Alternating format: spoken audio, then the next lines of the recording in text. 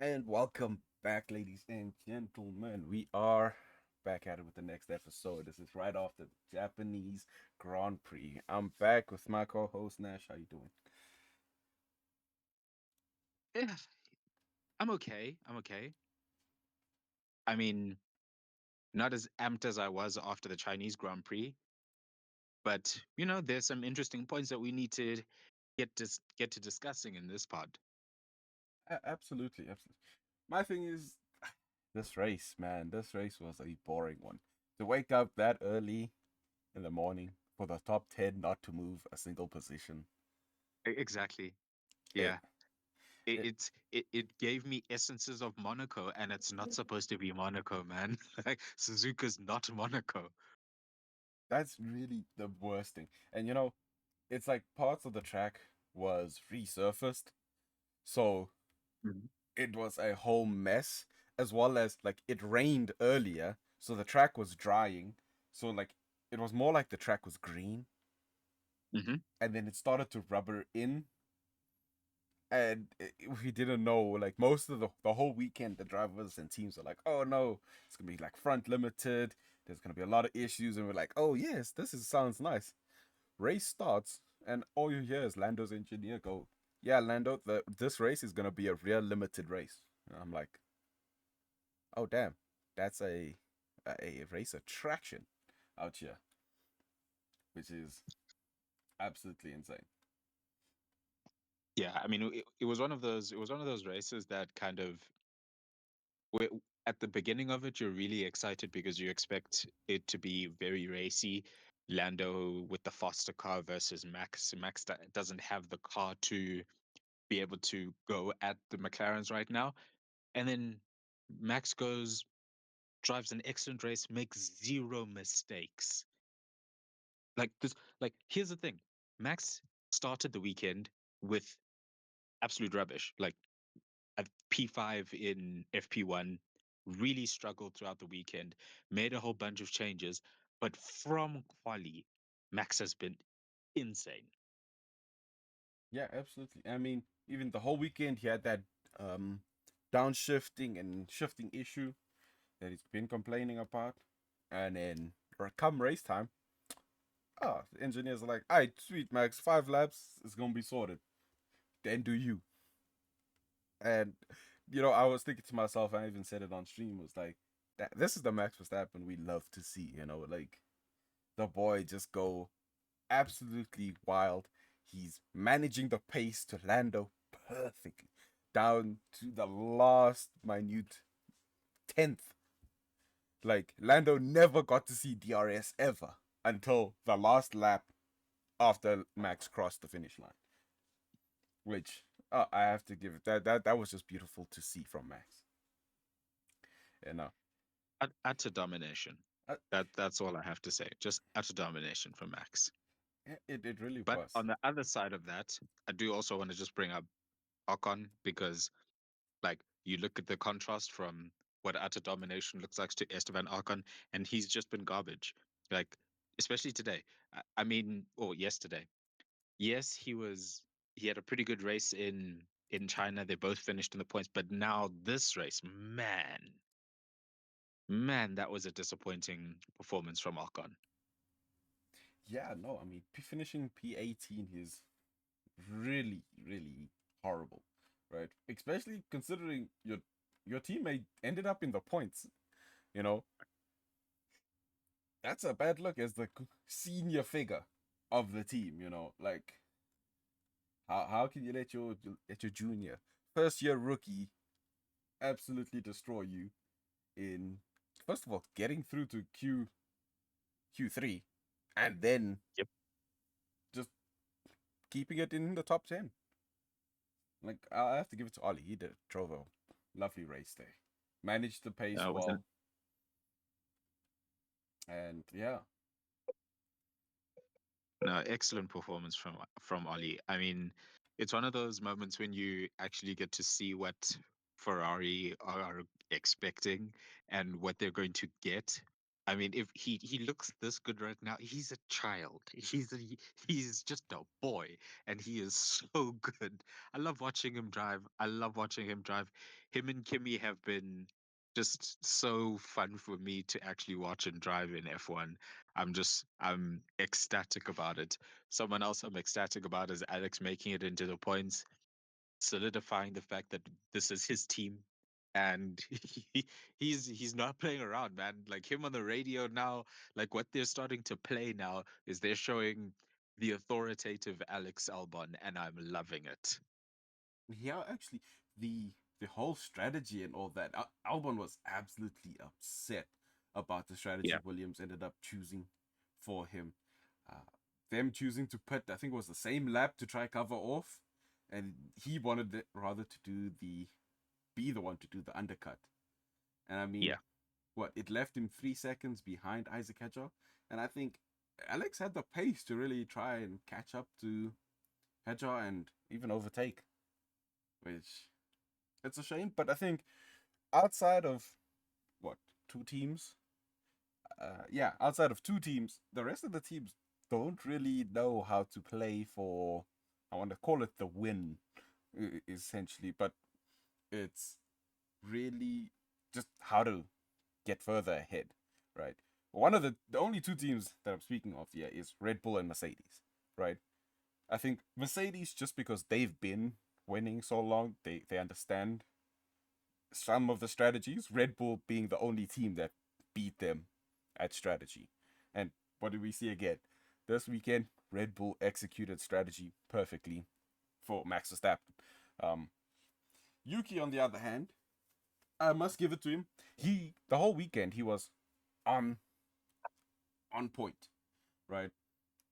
It was just a shame Red Bull's race plan or quali plan was destroyed by the red flag, which ended up leaving Yuki vulnerable to being knocked out in Q2, which ended up happening to him. As for race Yeah. pace, that's the other story. Is I think Yuki still has a lot to go. This is the first race in the car, but I mean P12, it's better than what Liam was able to do, and I'm hoping to see more. And with like Bahrain coming in, that's a track. It's beautiful. It's flowing. It's fast. I think Yuki has a better opportunity to show us a better performance, especially in race trim.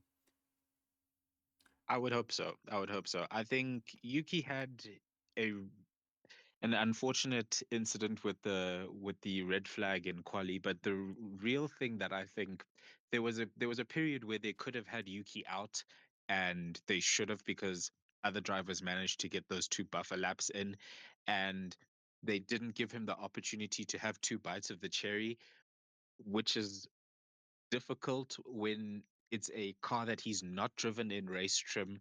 He's not driven it in anger in a quali lap, and especially because throughout the whole entire weekend has been interrupted consistently. So I don't know. I don't know, man. I think Red Bull need to reassess how the run plans with Yuki. Give him a bit more time to actually take another bite of that at the lap, so that he can get a buffer time. Because then you get these unfortunate situations where Yuki finishes just outside the points, where he could have finished in the points if he had a better run plan, could have qualified better. And as we saw, the race finished as well, the top 10 finished as it started. Yeah, which that was a really unfortunate thing to see. Like I was hoping for more excitement in the race, Hmm. and it just sucks that the top 10 did nothing. But the other, I did want to also speak about the other Red Bull driver, Liam Lawson. I think he's also. It's good that he got the pressure taken off of him, and Yeah, now's the time for him to recoup, get back to the adjustments with the previous car he was driving, and how he can extract the performance out of that car. Raystrom, he yeah, did no better than he did in the Red Bull, ending up yeah, P17. yeah. Um, but again, first time again back in the new car, we'll still see what Liam can do, and I'm very excited to see him improve on what he's doing. The only thing that made Yeah. the race boring for me, right, was that McLaren had no strategy going into Sunday. They had the whole day, or quote unquote whole day, that the rest of the day after quali to figure out a strategy to overtake Max. And we saw countless times Piastri was in the DRS of Lando, Yeah. and they never did the Yeah. switch. Yeah. Not once. And I mean, it's just like he's faster. Let the faster driver go and attack, right? Because if Yeah. just say that Oscar forces Max into defending once, that's Max using the tires more than he wanted to. Yeah. Which means Lando can have an advantage because he's saving his tires, waiting for that moment, and then Max can um and then he can possibly try and attack Oscar and Max. The other thing is there's a whole strategy. Usually when you have two cars chasing one car, you Hmm. offset the tire deficit between the two drivers so that you can overtake and threaten the driver who's in first place. Every time. Every time. That's what you're supposed to do. And I don't know what McLaren were thinking when they should have split the strategy immediately. When Max boxed, Lando should have stayed out. Just do the opposite of what Max does. And If Max boxes, stay out. Do a abs- push lap, go as fast as you can, and try for the undercut. yeah, like I don't know what they were thinking. They should have stopped cars and let like if Oscar catches him and gets the overtake, cool. Then Oscar's closer to McLaren to Lando on points. McLaren gets more points as a whole, and then you've got an internal fight between Oscar and Lando, which is something you can control rather than having Lando versus Max. Because it seems like McLaren care about the drivers' championship now, but even if they didn't, it is smart. Even if they didn't care about the drivers championship and they were like, okay, we want to maximize points, you let Oscar through so Oscar can actually try and overtake Max, get you that P1 and the 25 points that come with it. absolutely. And I mean, if Oscar is there, overtakes Max, Max is going to want to fight back, take the position back, right? He's going to use his tires Hmm. more, which leaves him vulnerable to Lando attacking him because Max is going to have to use the tires more. We know that if two drivers are fighting, it slows them down significantly, which Hmm. means now you can add Lando in for that extra pressure and we can see, okay, look, I'm going to be real. I don't think Max ever folds to the pressure, right? Nope. More like Lando or Oscar would fold to the pressure, but I mean that added pressure is still exists, right? If there's two cars chasing you down, it still does exist, and you can work with it, do something. Like I saw McLaren try to throw Red Bull a dummy, where they were like, okay, Lando box, and then they were like, stay out, and just because Red Bull didn't believe them, they called their Yep. bluff, and they like I swear Red Bull's engineers and Hannah looked over at the McLaren pit box and was like, "Oh, you're gonna box? Let's see." Like, so I think that's why I said I don't think McLaren are ready to win the races. If they don't get ahead of Max, I don't think they're gonna win it unless they have just that significant advantage by like maybe the car is a whole lot faster in like back to back two sectors. Well, I think it's track specific. Suzuka is a track that is that the Red Bulls are very good on.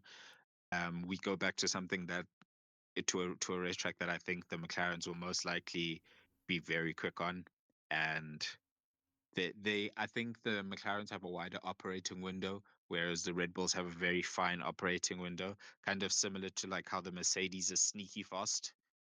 Yes, I I could agree. Which I think at the next race we'll probably see that because we know Mercedes are fast in a straight line, and we will see how it happens in Bahrain, because most of Bahrain is just a straight line. Yeah, it is a very quick track. So I think if they get quali right, they should be able to maybe contend, maybe be able to fight for the lead. I'm not too certain how the Red Bull's going to fare because it's not it, technically it's the fourth fastest car in a straight line.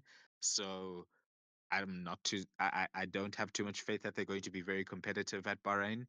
But again, I don't know how competitive the Ferraris are going to be because they're really just not impressive. Whatever changes they decided to make from last year's car to this year's car have not materialized in them being a more complete package. Absolutely. I mean, just take the last 20 laps as an example. Lewis went on to the faster tire. Brand new tires has a tire advantage of the whole field. He didn't set the fastest lap. Yep. Like, you have brand new tires and you don't set the fastest lap at all. I mean, he ended up he couldn't even catch Kimi. Like, he ended up like 10 seconds behind Kimi. And he was Yeah. supposed to catch Kimi at least, overtake Kimi, but that Ferrari is like, it's almost like a dead horse, bro. It's just not going anywhere. Yeah, I have no idea what's going on there. Again, it's a direction thing. They went one way and it's not working. Absolutely. I think I also want to counter your statement of Mercedes. I think Mercedes will win a race due to circumstance, just like last year. Oh, absolutely. Um, Yes, Lando and Max will come together. George will be in that sneaky fast position of P3, or maybe depending on what happens with Oscar, because yeah, I think Max and Lando are destined to have a little scuffle. touch because it's racing, and what's I mean it would be fun. It would be fun. Yes, I don't want to see anyone get hurt, but some just a little touch, just a little touch, put him in the gravel or something like that. Would have been like rap. Yeah, that's a little rough. That's like you almost know. a race-ending incident right there. That's also Yeah, like a 10-second penalty. yeah. So like all I'm saying is just I see sparks will most likely fly between Max and Lando, but yeah, it depends. I think Mercedes can win a race, and it's going to be one of those opportunistic things. Like it'll be Oscar out on his own versus the two Mercedes, and they're going to jostle for because they know how to play the strategy game. They will actually implement the strategy properly and most likely get the victory. I think. Ooh, let's go back to that point in 6 months' time. Once Kimi or 6 races time, not 6 months, 6 races time. Yeah. Once Kimi's more acclimatized to the car, because at the moment I don't think Kimi will be able to do much uh, in terms Okay. of challenging there. The Oh other, no, not for a win. I don't no, I don't know if Jimmy will challenge for a win, no, I'm talking but I about think he'll challenging the definitely strategy. grab a podium. Yeah, oh yeah, with the podium, but I'm talking about in challenging with the strategy, right? I agree. Okay, Kimi is maybe. very fast. It's just George has that little edge and experience over Kimi, which I think he needs to gain within like another six Yeah. more races, and then once he's on the ball, Mercedes can start using him for those strategic maneuvers. Hopefully, it comes in at the right time in the right circumstances, because at the Yep. moment, I think George's closest rival is Charles Leclerc. Because I mean, every race it's basically been George versus Charles, and I've been seeing a weird little trend with Mercedes Ferrari. It's like their car somehow comes alive once they have like almost no weight in the car. Once most of the fuel's burnt off, the car comes alive. Because if you check before the race ended, like 20 laps before the race ended, George was well over like 10 seconds behind Charles, right? There was a Yeah. big gap. When the race ended, George was a second behind Charles. He was in the DRS of Charles. Yeah. So I think Mercedes might be cooking something there, and they're like, we have something, and they're waiting for the right time to like really execute it. But We'll see. yeah, We'll see. we'll have to see. Oh, the other boy I wanted to talk about, Isaac Hedger. This boy he's being so solid. Like, what Yeah. more could Red Bull want? He versed Yuki. Fair enough, he was losing to Yuki in the qualifying, but he ended up winning quite a bit in race Mhm. pace. But Isaac is just absolutely solid right now, He's got keeping more it in points the than Yuki in. He's got more points than Yuki in the championship, man. yeah He's 4 points right now. he's Yeah, 4 points, man. I mean, that is he grinded hard to get them points, bruv, and he's doing the business. I'm shocked because up until last year, I thought he was heading out of motorsport. Well, at least single seater motorsport, and then all of a sudden, he's just last year looked fantastic competing against Bortoleto for the F2 crown, narrowly lost out, found his way into F1. Now he's doing the business. First race, absolute travesty, crashes on the formation, but since then he's just been consistent. And I love to say his quali pace is actually ridiculous. He's actually quick in our one lapper. He really is. He's a really fast driver, and I mean, Yeah. at this point, with him finishing ahead of Yuki, Red Bull might just be trying to move him up to the big team and be like, "Hey, yeah, you try the car." No, it's too soon. It's too soon. They can't do that to him. Like we saw what happened with Albon. We saw what happened with Gasly. Just let Yuki have 2 years in the seat to acclimatize, help direct the car, because it seems like he's not struggling with it in the same way that Liam was, and and maybe the same way that Perez was. He seems to his operating window for the car seems to be a bit wider than those two drivers. But again, I'm just basing that off a tiny bit of practice and a very small sample size of a race where everything was kind of stagnant. So we'll see. We'll see. Maybe like similar to Mercedes, we'll see in about 6 races, which they better give him because I think that he can adapt to the car's behavior and characteristics because he has adapted to everything that AlphaTauri, Visa Cash App, Racing Bulls, um, Toro Rosso. Toro Rosso, Minardi have thrown at him. Yeah. All I'm saying is there's a trend, right? The lot like every driver has been getting less and less and less time in the car, except for when Sergio appeared into the car. He was the one to little break the cycle a little, and then Hmm. now they were Red Bull like, yeah, no, let's cut that in half. We're gonna go 2 races. So Yuki's had his one race. He's gonna get the axe, the chopping block immediately, and Isaac's gonna hop into the car. You know, it's So what you're saying is Yuki has to perform in Bahrain, otherwise it's over. The dream is over. it's absolutely over if he doesn't perform in Bahrain. Isaac's getting his seat. Uh, Right. yeah, no, it's just But imagine what it's like to be a Red Bull Junior. Like, I don't know. I don't know if you look at that and you go, "Yeah, I want to jump right into that." no, like I mean, I guess, yeah, that's so weird because if you think about it, they're the only team that really does give you a path to F1 yeah, because the rest of them, their juniors are just sitting there. Um, you've got you've got Felipe Dragovic sitting in Aston Martin's garage. You've got I don't know where Teo Porcher is anymore.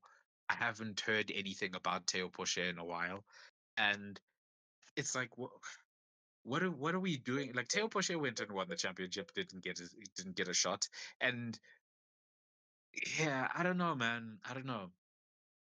yeah, Like an interesting thing to talk about is what are your thoughts on Jack Doohan? Like, how do you think he's acclimatizing? Because he didn't finish too far from Pierre Gasly on paper, but the numbers do tell a bit of a story, though. I mean, 20 seconds behind your teammate is quite a big Yeah, gap, right? the margins are very big there, and I you think know, if I'm thinking of Jack Doohan, we need to remember this is an Alpine we're driving, right? yeah, There's a yeah, reason yeah, why yeah. Pierre and Ocon both tried to get out of the car at the end of last year, right? Pierre unlucky enough not to be able to find a seat elsewhere, and Doohan just took up the seat. Ocon found his seat at Haas, and the thing is that I think that car is just horrible, Yeah. right? It's just bad, and Doohan's like, I'm the new guy.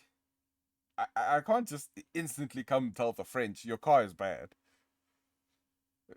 He's just gonna be like, there's my replacement is sitting right there, waiting for me to mess up. I do think I'm Oh, more man. surprised from Alpine that they haven't replaced him. I thought they were gonna Mm. go the Red Bull route and being like, cool, let's keep swapping the drivers in and out of the car, see who can Oh perform man, that better. would be so harsh. I feel like that would be so hard because I think the people in the team actually like Jack because keep in mind he's been there for a year, embedding himself, doing sim work, doing the work, and everybody can see that. So I think they will. I hope that they'll give Jack more time. Like give him the season, you know. Don't please like they don't or if you're going to give him at least 10 races, let him have a run to see how at least give him a decent sample size to work from. But we also have to remember the car's bad. It's like they've scored 0 points.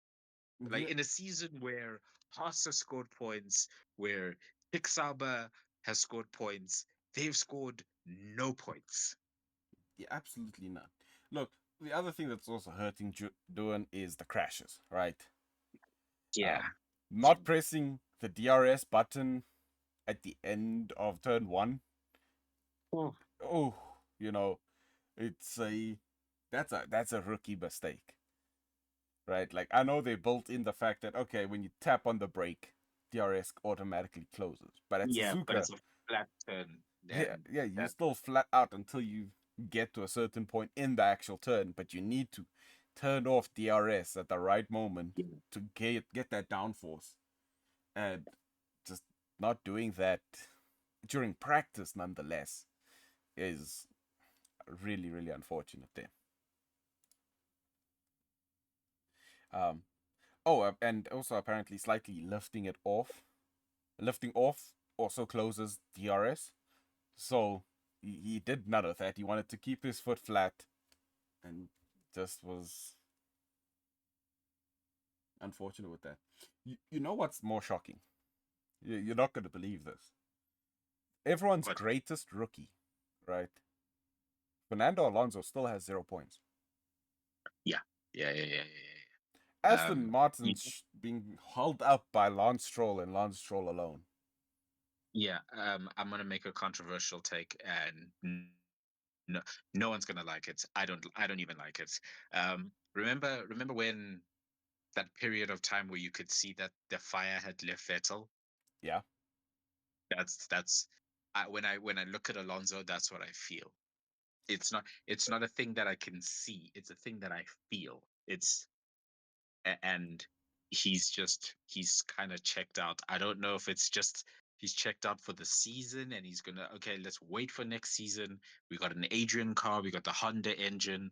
Hopefully it's not Honda of the his first encounter with them when he was at McLaren, and hopefully it's the Honda that has been working with Red Bull over the past few seasons, winning world championships.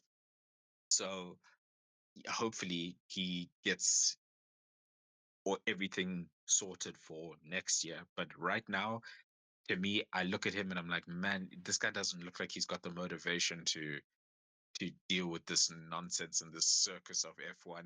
You've got a rubbish teammate. You got a rubbish teammate. The car is not great. Your team is doing all sorts of weird managerial things. And then now you're just sitting here like, okay, that Adrian car. I'm waiting for this Adrian car. I've never got to work with Adrian. Adrian's built a bunch of championship winning cars. I can win my third. I can still win my third. I can still win my third. I can still win my third. Like telling himself that. You know that Kermit in the hoodie meme? It's like that. It's like that one's still there, being like, you could win your third, right? You just need to wait for the Mhm. Adrian car. And Yeah. I think at the start of the year, especially with the FIA's new rules about talking, you know, that's part of what just killed it for him. He's just sitting there like, man, what do I do now? Like, I have to wait a whole year before I get to work with Adrian. I have to drive a rubbish car. Well, starting in April, he can start telling Adrian how crap this car is, and it's like it's like this sucks, this sucks, this sucks, this sucks. This part also sucks. This part rotates, and it's the worst part of the car because it makes contact with the road and drives this absolute garbage box down the street, down the racetrack. And this part's a GP2 car. Like, please, just save me, please. That's all. Then the next drive I actually wanted to go through was Carlos Sainz. Right. Yeah, Ooh, yeah. Carlos is having a bit of like teething He's pain. having a crisis. He's having a crisis. But I will also say that this is how he also started at Ferrari. It took him a while to adjust to the car. It took him about, I think it took him like 10 races or so. It took him almost the whole season, his first season in Ferrari to get acclimatized and properly be able to extract his pace out of the car. So I think what Alex is doing is fantastic because he's keeping the car on the points. He's super quick. He's doing exactly what he needs to do, especially now because we see Carlos brought some upgrades and Oli can drive the car. I think maybe Ocon should be able to get his ducks in a row and actually start to drive the car in a more efficient manner and get closer to the points. Yeah, I think so. Remember, also, I don't think Suzuka is all the drivers' favorite track. I love the track. The flowy nature of it is brilliant, and so I don't think for Ocon it's a really, really favorite track. I haven't heard him speak about it, but it is a it is a track that's interesting. For me, it's the rookies, the how they managed to do so well. Um, at Suzuka being their first time running around Suzuka. I mean, having to learn the fact that with the DRS into turn one that you gotta lift off. I'm pretty sure like George would have told them, you know, that like I'm pretty sure like yeah, we got our resident race car driver says that generally drivers lift off in certain tracks just before the corners that require full throttle. It used to be more prevalent, but recent tracks is only Suzuka. But also most drivers prefer to close DRS manually in situations like that because Yes, it helps yes, to that I am settle the aware of. car. Helps Yeah, yeah. just before you start cornering. Hockenheim was a track where it was also necessary. Oh no, why do you have to say Hockenheim? Oh, Mhm. It's a travesty that that racetrack is not on the calendar. It's a travesty that there's no Germany race anymore. you, There's so many racetracks. There's so many racetracks to choose from. You have so many options. You got Hockenheim. You got the Nordschleife. Kyle Army. Oh Come on, man. just bring it to us, man. Just give us Well, Kyle okay. Army. I was talking specifically about Germany. I mean, Kalami would be fantastic to bring back. Um, I mean, but the problem for me is I don't know if Kalami is wide enough any as well. I look at Kalami and it's like, ah, are we going to get a another another race of another procession? Are we going to get another procession? So yeah, I don't know. We shall see. Yeah, we truly will see. I just want to end off the segment with driver standings, or not to driver team standings. Currently, McLaren at 111 points. Mercedes sitting at a comfortable 75. Bro, Max is doing God's work with 61 points It, for Red Bull. all max. all Max again. Max is by himself. It's Max Verstappen, and then you can just put potato. Not nothing but Yuki as a potato or Liam as a potato. It's just that the contribution that they brought to the amount of points that they have is the equivalent of a potato, and you know Bro, it's Max Verstappen. Max is beating 14 cars alone, bro. Come on. Yeah. 14 cars, bro. Like 7 different teams he's just destroying. And like the only reason Mercedes is ahead is because Kimi is able to maintain a solid points giving position as well Yep. as Russell as well. So Yep. oh Well, man. the podiums helped. The podiums helped.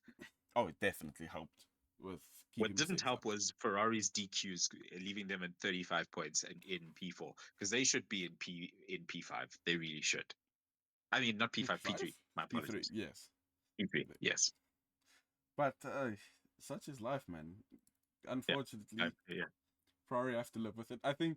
We I think we roughly settled in where the top 4 will be for the rest of the year.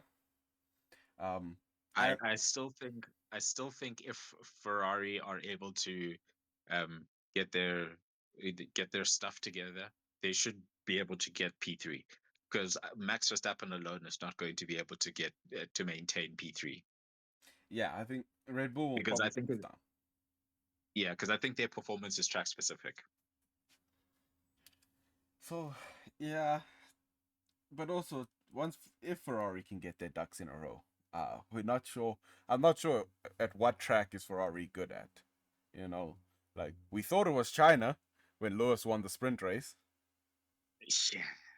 Uh, Whatever they did after that the race and they fiddled with the car, it's going to be bad. But I mean it made the car bad. But our resident racing driver is saying Monza is where Ferrari is going to be competitive. Yeah, Tifosi Homeland is at 100% something that is going to spur them on. They're probably going to bring some upgrades for that because it's the smart play. The last thing you want to do is have the Tifosi be mad with you coming home and you can't afford to set up the cars um, for that track though. So I don't know. I don't know. I don't know. It's gonna be interesting, but I think Monza, as our resident racing driver has just said, a is the place that they have to perform at. Absolutely. But I think Monza's a good track for the Mercedes. If they're keeping this low drag and fast straight line speed, Mercedes are gonna kill it on that track, and they're gonna have There's always chaos. There's always chaos. Monza has had surprising winners so often, so I think it's going to be a really fun racetrack. Hopefully, Ferrari can get their stuff together. But it could be one of those things where and just hear me out, okay? Just hear me out, okay? Where Kimi Antonelli somehow wins the Monza Grand Prix. I was going to say I can't argue against you. I was gonna say, what if Kimmy just wins it, bro? Like home race, he's just like, hey, I win. It will set the Tifosi. The Tifosi will be happy. The They can't. Tifosi are going to be singing the national anthem regardless. They're going to be so happy, bro. Like one of their own. Racing, our race car driver says they just can't set up their car for Imola because it's too close to other races. Yeah, no, no, that is absolutely correct. Because if they set it up for Imola, they're they're just oh god, just the thought of that is actually very, very bad, very bad. Because yeah, the races around it are too yeah. Oh man, jeez, just thinking about setting up for Imola has got me spinning. Yeah, because the thing is, they go from Miami to Imola to Monaco. Yeah, Like that's crazy setup that have to make. yeah. Look, Imola's Oh, win should go to Alpha Tauri because that's their home race. yeah. So yeah, ultimately Yes, AlphaTauri, Visa, Cash App, Minardi. that's their home race. But Uh-huh. you know, Well, not anymore. They're set up in Milton Keynes now. Yeah, I can't argue against that. If they moved, man. Everyone's Yeah, yeah, going to yeah. have They're Silverstone as the only home race. they're only doing like sketches in Italy now. They're not doing any actual mechanical work in Italy. Eh, it'll be funny to see. But ladies and gentlemen, that is going to be the episode for today. We will catch you guys later in the week for our pre-Bahrain race weekend discussion thing. I mean, you really need a title for it. Yeah, pre-race show. Pre-race show. We're just gonna do the same thing the F1 team does, pre-race show, because that's what it is. Absolutely. But that's gonna be all from me. And Just that's gonna be all from me.